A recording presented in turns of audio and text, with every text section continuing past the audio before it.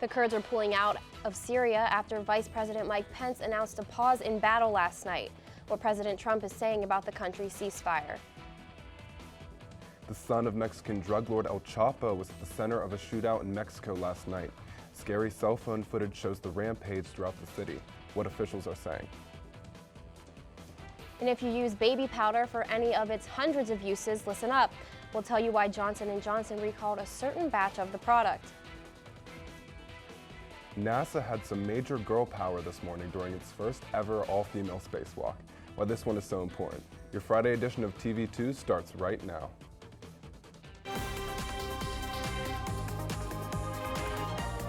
This is TV2 News.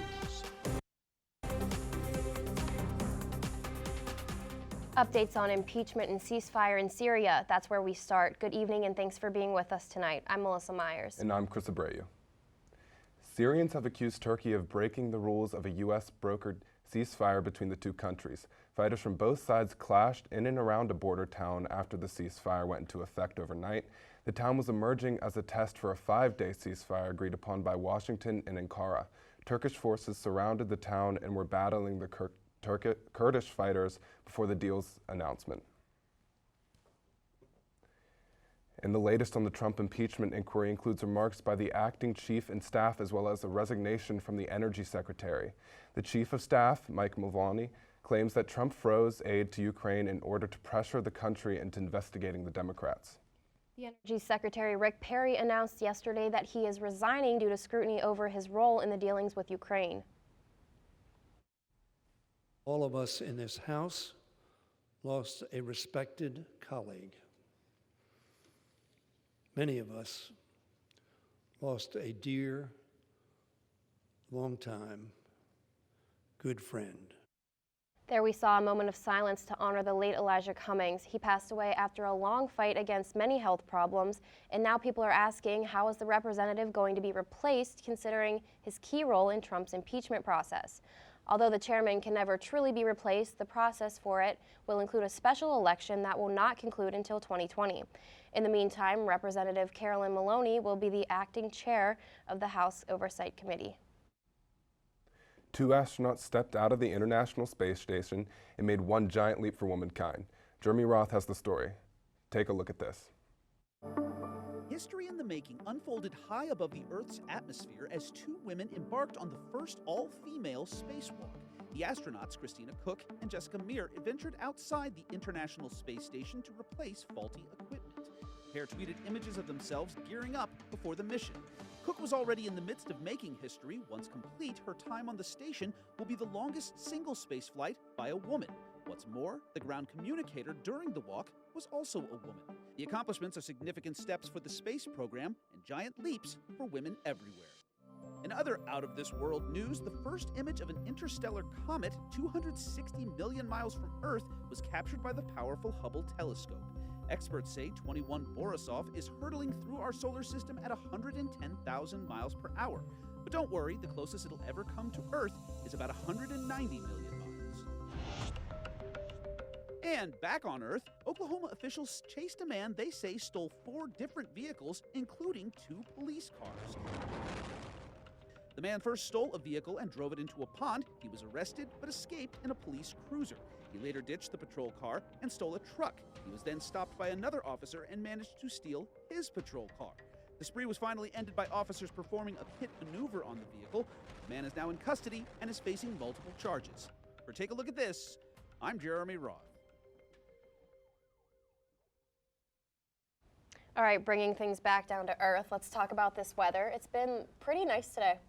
Yeah, it's been nice today, but I cannot take the cold for the past week. It's been insane. But let's toss it over to our weather anchor, Jack Burney. Hi guys, yes, it has been a cold week and it has been finally starting to feel like fall. So let's take a look at those temperatures around Northeast Ohio right now. As you can see, it is 52 degrees in Kent, 53 degrees in Cleveland, and 56 down in the Canton area.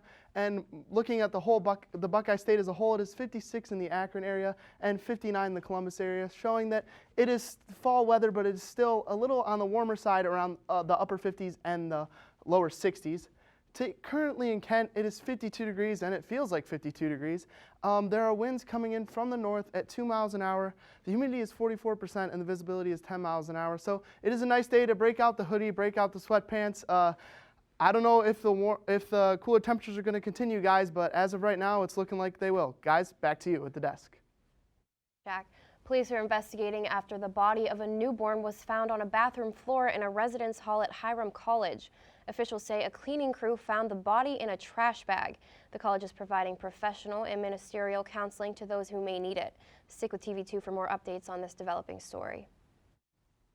A North Royalton man has been charged with public indecency after looking into the windows of many sorority homes nearly naked in Kent State. 43-year-old Stephen Frasnab has been charged with 2 counts of menacing by stalking and 2 counts of public indecency. He was arrested on October 11th with a bond of $50,000. Judges say if he makes bond, he still has to remain under house arrest and GPS monitoring.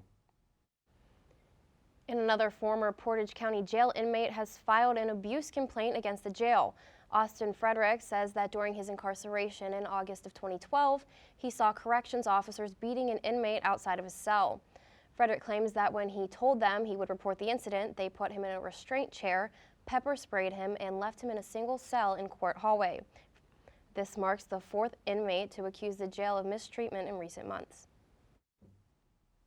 A 12-year-old boy in Ravenna crashed a car after driving all the way from Youngstown. According to authorities, the troopers of the Ohio State Highway Patrol responded to the crash early Wednesday morning on I-76. Paramedics took the boy to the hospital with minor injuries. As of now, it is unclear whether the 12-year-old will face any charges.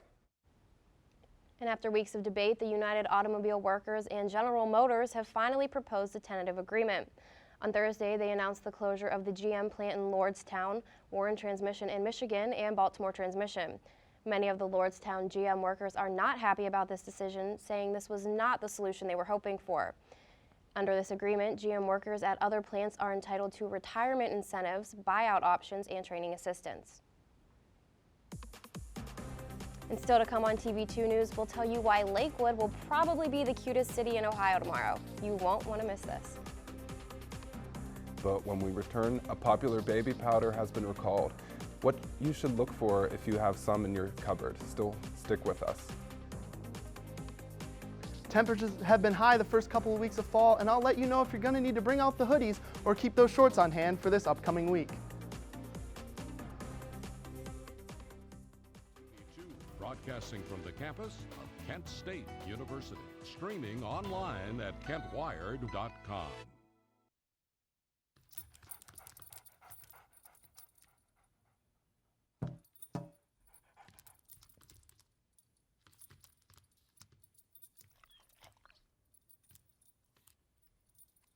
There's a shelter pet who wants to meet you. Meet one today. Visit theshelterpetproject.org.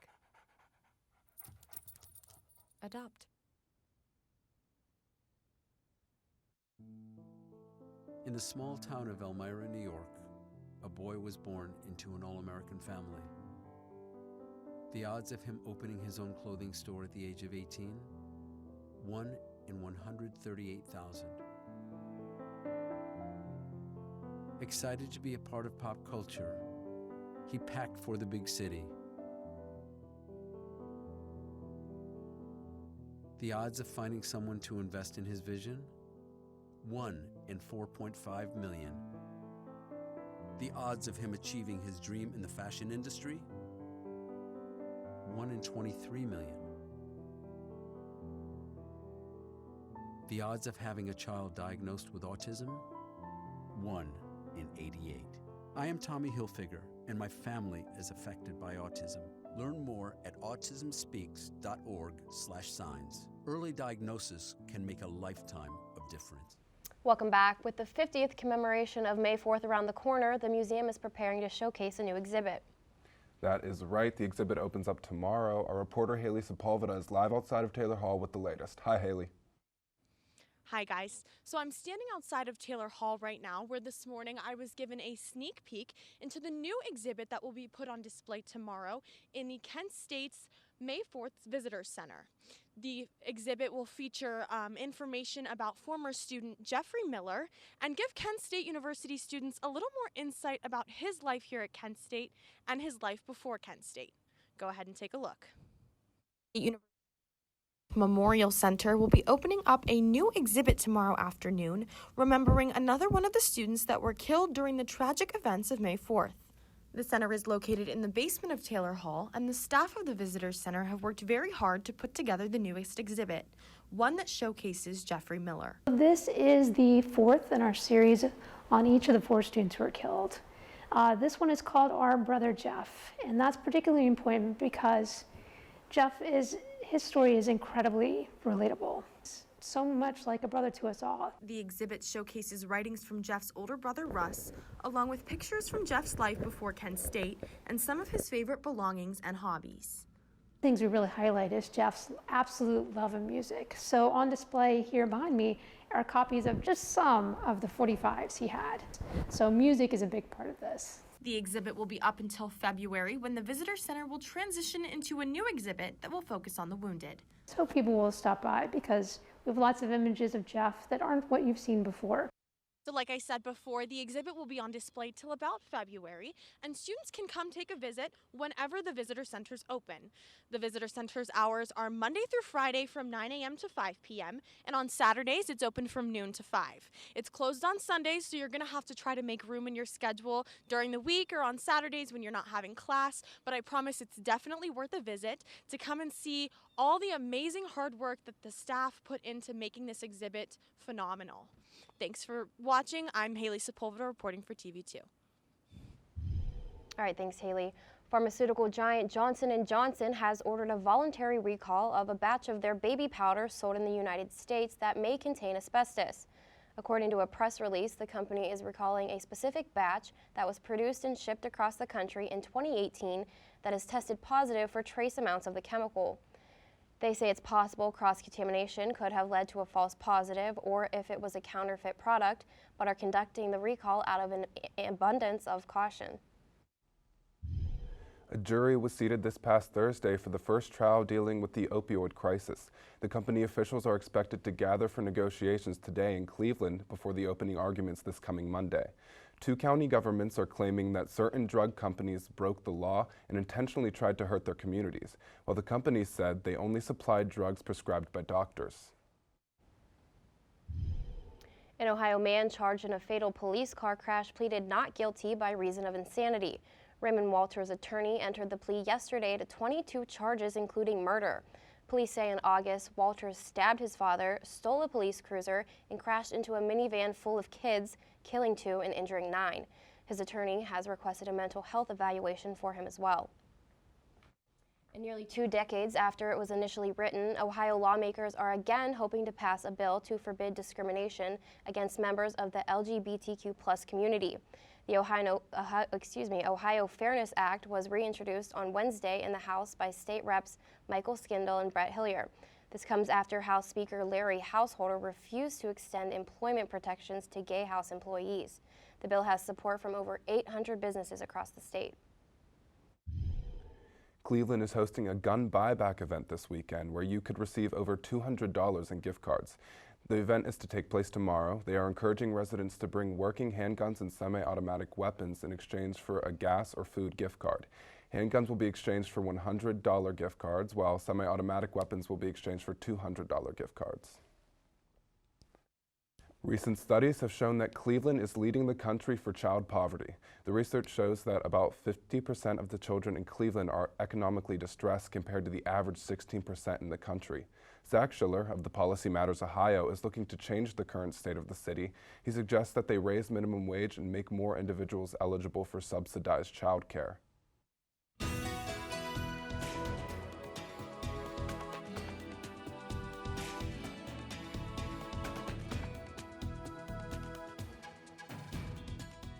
Tropical storm warnings have been issued for the Gulf Coast as a group of storms headed for the south is expected to develop into a cyclone this weekend. According to the National Hurricane Center, potential cyclone number 16 has a 90% chance of developing into a subtropical or tropical storm. Coastal Louisiana, Alabama, and Florida are gearing up for strong winds and heavy rain that are expected to arrive this evening. And those fall temperatures are just beginning, but very soon that winter weather will be creeping up on us. According to NOAA's winter forecast, this year's winter will be a little warmer than normal. The Climate Prediction Center says the South and New England can expect milder than normal temperatures, but we may also see a bit more precipitation than we're used to. And we all know that Ohio weather can be unpredictable. Our weather anchor Jack Burney joins us now to tell us what we can expect. Hi, Jack. Hi, guys. Well, as you can see, the weather is starting to be cooler, but let's take a look at the overnight forecast. At 8 p.m. it will be 47 degrees, at 10 p.m. it will be 41 degrees, and at midnight it will drop all the way down to 39 degrees. So right now it is 54 degrees, showing that the temperatures are going to drop overnight, which means you should pack that jacket if you are going out somewhere tonight. Taking a look at the forecast tomorrow at noon, it will be 54 degrees, sunny. The winds will be coming in 6 miles an hour, and the sun will set at 6:38. So it will be a little on the hotter side tomorrow, and let's see if that continues in the 7-day forecast. So today it is 57 degrees with a low of 35, and it is sunny. It remains nice Saturday and Sunday with highs of 64 and 70 and lows of 43 and 47. It does get a little cloudy on Monday, but the temperatures still are sky high with a high of 71. On Tuesday, it will be 61 with a low of 43 and showers.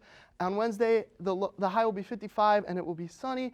And on Thursday, it will be 61 and the low will be 44 and it will be partly cloudy. So, guys, as we can see, although we are in this first week of fall, those summer temperatures are continuing. So that is a sign of that warm winter you guys were talking about. I know. I mean, I'm all about warm temperatures, but like at this time of year, I'm over them. I'm ready to bring out my sweaters and not have to like sweat on my way to class. So yeah, we all get into that mood in fall, flannels and whatnot. Perfect. All right. Well, thanks, Jack. The Chiefs' season and the state of the league could be in jeopardy after a key player went down last night. And Halloween is right around the corner, and you can even get your car into the spirit with this creepy car wash. We'll be right back.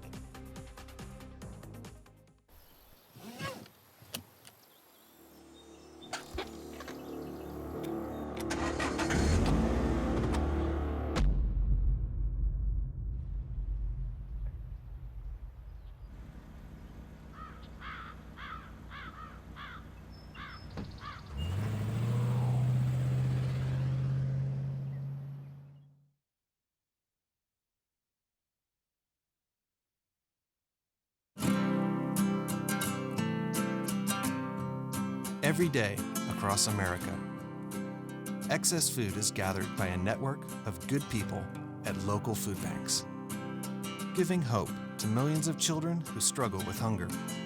They've earned their wings, and you can too. Together, we can solve child hunger. Support Feeding America and your local food bank at feedingamerica.org. Okay, so we drowned the fire, stirred it, drowned it again, and now just feel if it's cold. Yeah. Cool.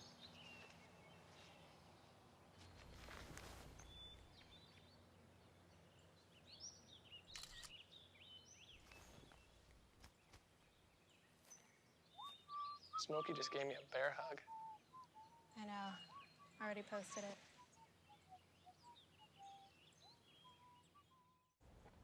Police and suspected cartel members were involved in prolonged gun battles in Mexico. Police were attempting to arrest Ovidio Guzman Lopez, the son of the former drug lord known as El Chapo. In February, Lopez was charged for conspiracy to distribute drugs to be imported in the U.S. Lopez, however, was never formally detained by police, and at least 7 people were killed during the operation. 62 people were killed in Afghanistan earlier today when an explosion went off in a mosque during prayer. 36 others have been reported as wounded. The United Nations have said that violence levels in that country have reached an extreme, especially ahead of the country's upcoming election last month. The UN has recorded over 1,000 civilian deaths in 3 months since the end of September. Muslim families in New York City were labeled security issues and not allowed to board a ferry. The 3 Muslim families filed a discrimination complaint to the New York City Commission on Human Rights. The suit being filed wants an apology, disciplinary action, and compensatory damages for humiliation, embarrassment, and severe emotional distress against 2 of the employees in charge of letting people onto the ferry. And the NBA star Dennis Rodman has been charged for battery after allegedly slapping a man at a bar in Florida earlier this year. The police report says that it happened on May 17th when Rodman was celebrating his birthday at Buddha Sky Bar in Delray Beach. The victim claims that Rodman turned around and slapped him unprovoked and immediately apologized after, yet the victim still decided to press charges. Rodman has pleaded not guilty in the case. And now, your TV2 Sports Report.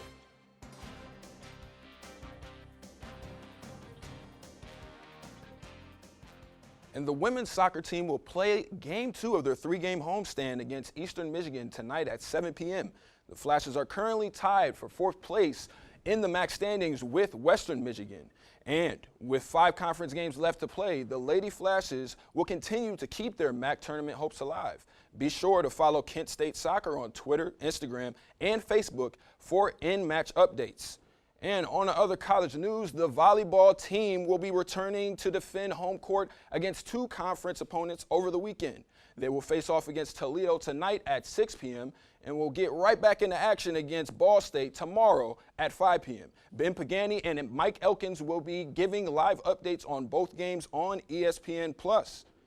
And the Flashes football squad is looking to stay undefeated in conference play as they get ready to play the Bobcats in Athens tomorrow at noon. Currently, the Flashes are 2-0 in MAC play, while Ohio is split at 1-1. And though the record shows that this is a favorable matchup for the Flashes, Ohio dominates with the record of 44-25-1, including winning the last 5 meetings. And on to professional news, the Chiefs look to bounce back after a tough loss to the Texans last week. Let's go ahead and take a look at the highlight. And you see reigning MVP Patrick Mahomes getting ready and doing what he does best right here, connecting with Mecole Hardman, who bobbles it a little bit but uses his speed to get to pay dirt, and the Chiefs go up 7-6. And here's the story of the game here. It's 4th and 1 in the second quarter, and Patrick Mahomes converts the 4th down conversion, but he gets hurt and ends up leaving the game. Matt Moore ends up getting in for him, but more on that after the highlight. Another story here, Joe Flacco sacked 8 times. Anthony Hitchens gets the strip sack, and Reggie Ragland gets the fumble recovery and gets the touchdown. Chiefs go up 20-6. Matt Moore not losing a step here. The Chiefs, not on offense at least, he connects with Tyreek, the Cheetah Hill, and the Chiefs go on to win 30-6. Dominating performance. And the Chiefs starting quarterback and reigning MVP, Pat Mahomes, dislocated his right kneecap with no additional significant damage during the first half of last night's game. NFL Network insider Ian Rappaport says Mahomes will seek additional opinions just to be sure. And though he is expected to be out for 4 to 6 weeks and return this season, the Chiefs staff has not yet revealed any sort of timetable for his return. And that's all I have for sports. For up-to-minute coverage and all things Kent State sports, stick with Kent Wired. I'm Philip Grant. Back to you guys. Thanks, Philip. Now, Hollywood is coming to Akron this summer, literally. We'll tell you how you can get involved and possibly on screen for an upcoming horror film. We'll be back in 90 seconds. I see you mobbing over her. Let's go. Let's mob. Let's crawl. Let's crawl. Let's crawl. Hey, yo, we mobbing. Come on, girl. Let's crawl. Hey, yo, let's crawl. Hey, yo, let's crawl. Hey, let's crawl. Hey, yo, let's crawl.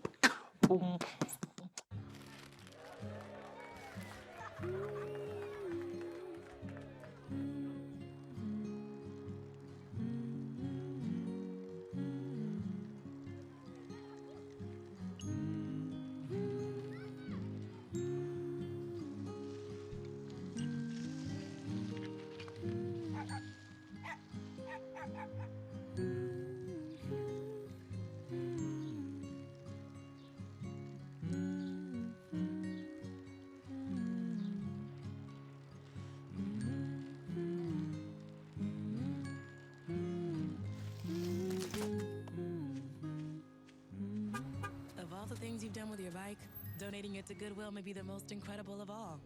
Your donations help fund job placement and training for people in your community, which means your stuff can be more powerful than you think. Donate stuff, create jobs. The upcoming horror movie titled Copley Road is set to be filmed in Akron during the summer of 2020. The movie itself is set in an alternate, rather scary version of Akron.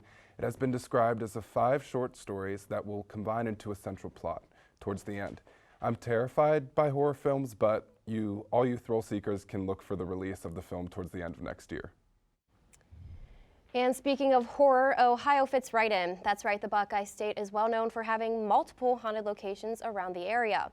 Whether you're looking for a scare or, like me, all the places you should avoid, some of the haunted locations include the Ohio State Reformatory in Mansfield, the Civic Theater in Akron, and the Mud House Mansion in Lancaster. Lakewood will be having their 12th annual Spooky Pooch Parade tomorrow. You can expect to see maximum adorableness with pups dressed in their Halloween best. There are events taking place before the parade at 2 p.m. such as dog yoga. Yeah, you heard me right. After the parade, awards will be given out to the best dressed pups, including the spookiest pooch and the best in show. A car wash, but make it haunted. The very first haunted car wash opens today in Brunswick for a 2-weekend run through Halloween. When you pull your car in, expect to see large ghost figures, pirate ships, and even red soap that looks like blood. The cost is $20 per vehicle and takes about 4 to 5 minutes. And switching from spooky to sunny, if you're a Kardashian-Jenner fan or like me, or have been active on any form of social media lately, you may have heard the newly famous Kylie Jenner quote. All right, Chris, I'm going to ask you to do it with me. Ready? 1, 2, 3. Rise and shine. That is so cringy, but it's fine. Well, speaking of rise and shine, are we going to rise and shine to some sunny weather tomorrow? Yes, we are going to rise and shine to some sunny weather tomorrow and throughout this week. In the 7-day forecast, you look, it's sunny throughout the week. There are showers on Tuesday, but throughout the week, the temperature should remain high in this fall weekend. Guys? All right, well, seems like some good weather for me. Yeah. I wanted to say rise and shine again, but I'm not going to say it again because it's just cringy. But speaking of this weather, that means Halloween is coming right around the corner, and I know we were talking about the Pooch Parade with all the puppies in their costumes. I want to dress my dog up. I've been texting my parents like different costumes for them. I don't know if you guys have dogs or if... No, no dogs. No dogs for me. I got a dog. You got a dog? My mom's looking for costumes for him. I really want a spooky car wash is what I want. I want my car to be fashioned up in some Halloween. Yeah. See, I'm not big on scary stuff or car washes, really. my dad washes my car. Oh, no. By the way, Dad, if you're watching, I need my car washed. But besides that, anyways, but I mean, and these haunted places around Ohio too. You won't see them right there. So, well, that's all we have for this Friday newscast. Thanks for being with us. Be sure to tune in tonight at 7 for an all-new episode of Portage County's only political affairs show, Portage Pulse. I'm Chris Abreu. And I'm Melissa Myers. Have a great weekend, Portage County.